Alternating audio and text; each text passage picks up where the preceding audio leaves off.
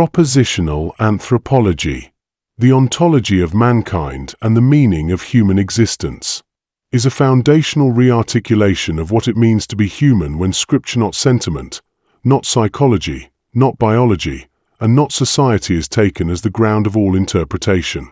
In this sweeping and architecturally precise work, S.C. Sayles reshapes Christian anthropology through a rigorous, logo-centered framework that begins with creation and ends with eschatological glory.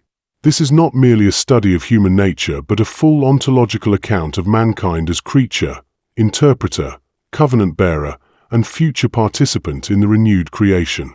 Sayles begins where the Bible begins, with God speaking. Humanity exists because the Word called it into being. Meaning precedes vocabulary, order precedes consciousness, covenant precedes culture. At the heart of the book stands the doctrine of the three acts of bara-the heavens and the earth, the living creatures, and finally man. This doctrine illuminates why human personhood is not an advanced form of animal life but a distinct creation grounded in God's speech.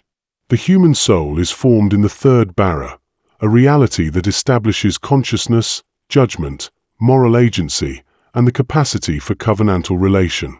From here, Sayles unfolds the created structure of reality, especially the second shamari, the created realm of consciousness in which interpretation, desire, and allegiance take place.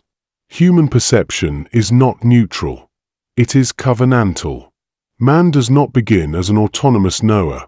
He begins under the authority of the God who interprets the world before man ever sees it. Against this background, the fall is revealed not as sensory failure but as pneutic catastrophe, the eclipse of perception. Man still sees, but he sees falsely. Drawing deeply from Cornelius Van Til and Greg L. Bahnsen, Sayles demonstrates that Genesis 3 verse 15 establishes a God-imposed antithesis that divides humanity into two interpretive lineages, the seed of the woman and the seed of the serpent.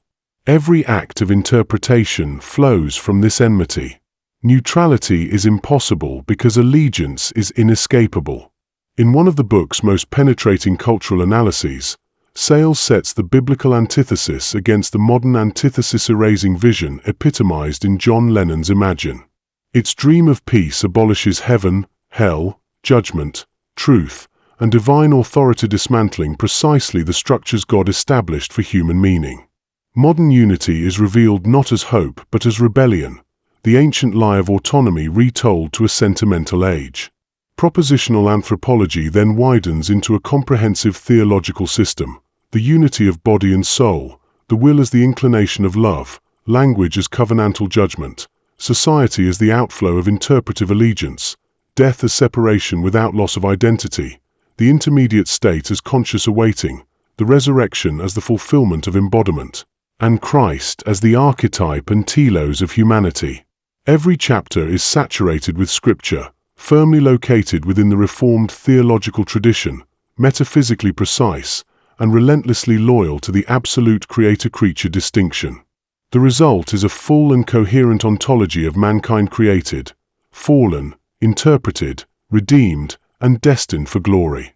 Sayles exposes the collapse of secular anthropology, the contradictions of self-grounded identity, and the impossibility of defining man apart from God. He offers instead a unified vision in which consciousness, language, morality, society, personhood, and destiny only make sense under the authority of the Logos who made all things.